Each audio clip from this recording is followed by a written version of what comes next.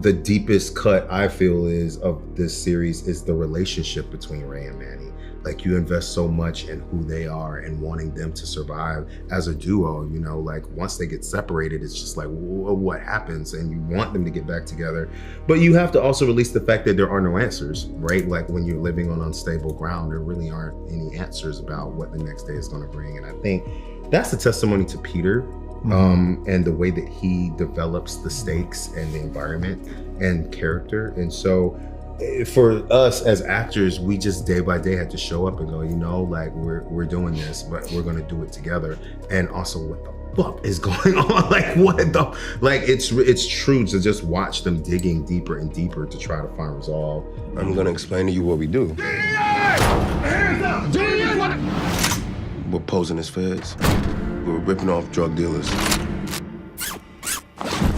You're good. They don't remember your face. Just a badge. Here in the 215, you're gonna get your head shot off. What I thought was so interesting about the show is the way it balances some of these very dark moments of drama with a kind of sense of humor that is absurdist, but to me kind of felt like that's just the way things are, like that. So can you talk to me a little bit about finding the rhythm of going from one scene that is at once very dark, but also pretty funny? It was scary, but it was gratifying at the same time. It was like, I've just never experienced any character like this. And we before. felt safe. Yeah. We felt for the script gave us like a lot of a safety net. That was like, this is good, this is well. And you're talking about how funny that is, and it's a very difficult thing to do, like in terms of script writing. Like, it is funny and it's tragic at the same time. It starts with the script. It's just the way that Peter writes. It's impossible to not have that difference of doing something that's so heavy and trying to find light in it. It's just so natural as people. You know, when you go through something in your regular life, there is always going to be light in it, no matter how traumatic. As people, we search for the light in things, and Peter writes that into each scene in a way that I think makes it easy. It can't be there unless it's on the page. It can't be there unless the writer understands how to do it.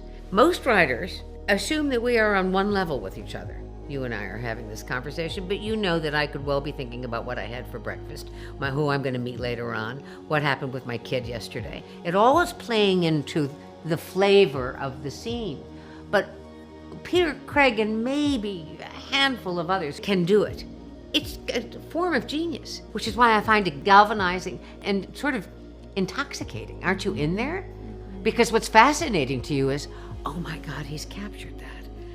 That's tickling his funny bone, while in fact that person's dying. But those two things are not exclusive. How are you painting so many houses in this cold? Interiors. What?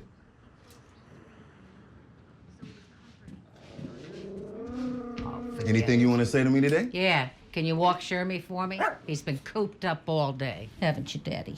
It's the way life is.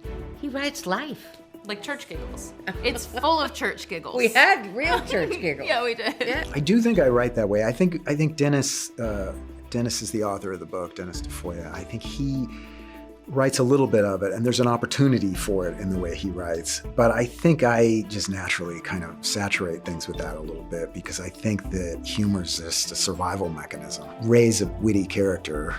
He's gonna do it to try to both manipulate and fool people and survive. This is the experience I've had in my life, is that when you're really tested and you're really going through something really difficult, you kind of get goofier. You kind of get slap happy and silly, and you don't deal with it by getting more serious all the time.